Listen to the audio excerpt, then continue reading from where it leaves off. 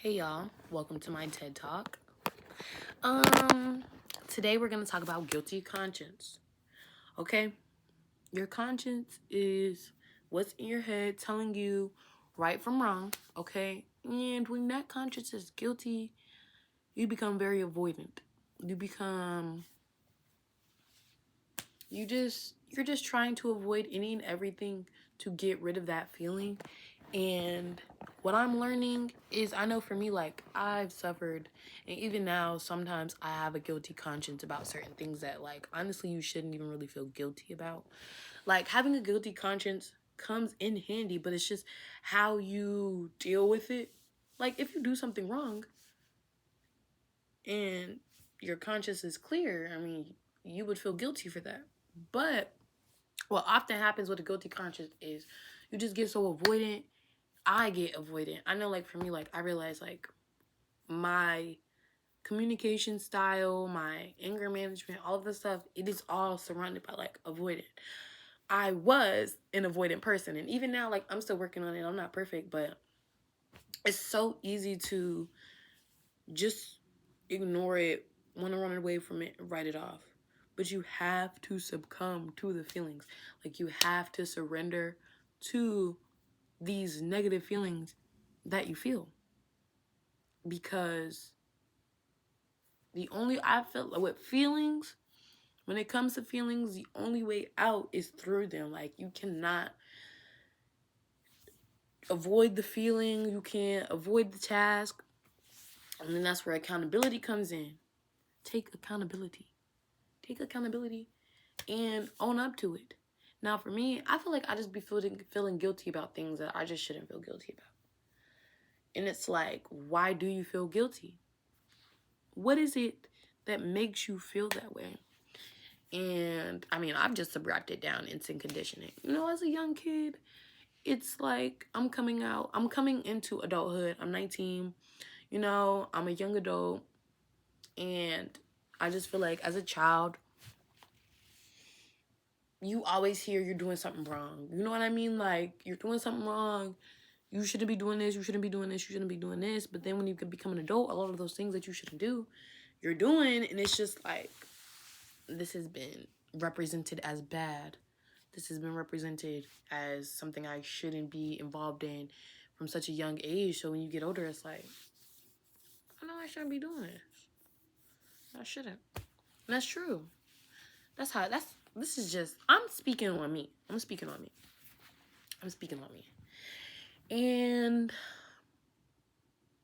I mean, in that sense, in that time, you just have to surrender and let yourself feel guilty. And you really have to realize, what is good and bad to you? What do you consider a bad thing? What do you consider a good thing?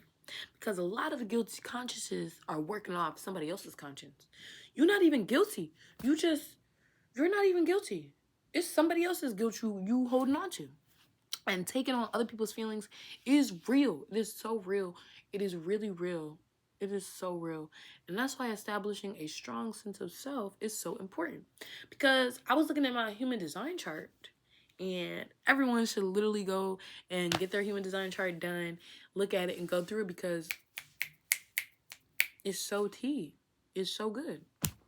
It goes deep into who you are and, like, your makeup. It's really good. It's really good. My best friend recommended it to me.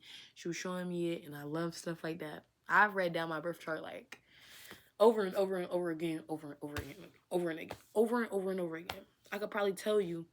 I'm gonna tell y'all. I'm a Gemini sun. I'm a Sag moon, Sagittarius moon. I'm a Virgo rising, and I got a Taurus Mercury. Gemini Venus. My Mars is in Cancer. My Saturn is in Cancer. Yeah. I love my. Yeah. Anyways, so yeah, reading in my human design chart. Dang, what was I talking about? Yeah, your human design chart will really tell you a lot about yourself and what you need to know. And I was saying before that, like, people taking on other people's feelings is such a real thing. Like, looking at my human design chart, I have a open throat and an open head. So people like that are very susceptible to other outside energies. Like, in long story short, you're just very open-minded and you're very open with what you say. Like, a lot of things that people can say, a lot of things that people can do can rub off on you. In a better sense, it can rub off on you. And it's just very, very important, like I said, to establish that sense of self. Shayla, figure out what you like, what you value, what you don't value, and what you think is important and what you prioritize. So when these people come in your life, you can look back onto that, because don't get it wrong, it ain't bad. You're just open-minded, Shayla. You're just open-minded. Okay? You're just very open-minded, very open to new experiences. And I just love understanding. Like, that's like, I love analyzing. It's a hobby of mine. Is it a great hobby? No, not the way that I do it. I be overanalyzing my life bad. Like, coming into realizing, and this plays into my Taurus Mercury. Listen, because your Mercury is about your decision making, how you speak, you know, how you think, how you communicate and share. I have a Taurus and Mercury, and Taurus are very, it's an earth sign, very grounded, very chill. Like, if you meet a Taurus, like, the energy a Taurus gives is just very, I feel like, my personal, it's just very, like, laid back. Like, when I think of Taurus women, and when the Taurus women that I've met in my life, they just always been very chill, very like, nah, I can mess with you. You low-key a vibe. You low-key a vibe. Just a little bit. I don't like Taurus women. I don't have Taurus women as friends. Like, I mess with them, but yeah. But my Taurus is in Mercury, so if you have your Taurus and Mercury, you're very slow to communicate. Like, your mind, and I have a Taurus and Mercury, so I can vouch. Your mind is just, it's processing, and like, even with my decision making, like, my Gemini sign and my Sag moon, like, we love a good time. But my Virgo rising, that Taurus Mercury, are just very set, and like, I can't do everything out on a whim. You know what I mean? Like, I'm very, I get very anxious about my future. Like, it's very hard to just, it's going to be there. Like, you still have to put in work. So for me, it's like, what work am I putting in? What am I doing? But it's like, what can you do? But anyways, back to what I was saying. Your Taurus Mercury, you're just very slow to communicate. It don't mean that you're dumb. It's just, you take your time. You want what you say to be very clear. You want what you say to be very concise. You know what I mean? Like, you really, really are sitting and you trying to think in your head, how is it going to work? How is this going to go? But yeah, I don't know why I said what I just said. I need to do better with staying on topic what I was talking about. But oh, well, I think I was just going in my human design chart. But yeah, like, everything, I just love understanding myself, because all I do is overanalyze. All I do is think. I'm always in deep thought, and I'm always thinking about something. And my mouth, it just don't be up to par with my head. I feel like my head is just so far-fetched, and like, I just be thinking. Like, I just think, and I really have so many thoughts and like so many different ideas and epiphanies and stuff. It's very hard to like catch it and go back to it. It's just like a thought that pops up in my head and go. Speaking of thoughts, I remember when I learned that your thoughts literally are not you. And when I was younger, it was very difficult, because it's like, dang, you know, those intrusive thoughts that you come up like, am I a bad person?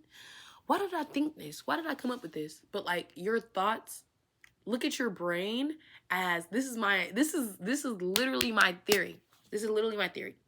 Your brain is, you and your brain have a symbiotic relationship. Your brain is in its own lane. Like, you are not your brain.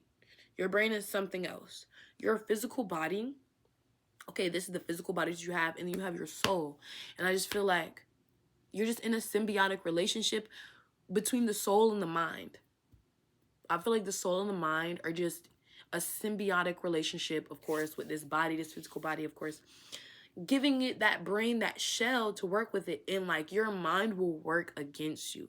Your mind will work against you, and you are not your mind, and you have to understand that. Like, your brain gives you the ability to help you speak, share, think those ideas, but at the same time, your brain is taking in all these other things. Like, it's not you. Like, your intrusive thoughts is not you. Those random thoughts that you pop up, like, it's not you. And that's why meditating is so important, because when you meditate, like, you're clearing your mind, because when you just really sit and you're minding your business and you got all these random thoughts coming in, it's like, that's not even who I, like, what? You have to ignore it. You have to ignore it and really condition your mind to let it go, because your mind is only coming up with all these crazy things because you're allowing it to. And you have to control your mind, because your mind will literally go off on its own and do whatever it wants to do if you let it. Mental health, those people, and this is coming in real, and this is just me having a little epiphany, my little epiphany right now. But like, people who are mentally ill and really ill, their minds are just working against them. Like, people who genuinely have mental illnesses and it's negatively, like, really affecting their lives, I just feel like your mind is just working against you. And some people have it to the extreme, some people don't have it to that extreme, and you're just trying to work to figure out, how are you going to get this right? How are you going to get this mind to work with you in your best interest? How are you going to get your soul aligned with the mind? It's mind over matter, and that's why it's mind over matter. The most powerful people have control over their brain. That's all I got for you. Love you, Sheila.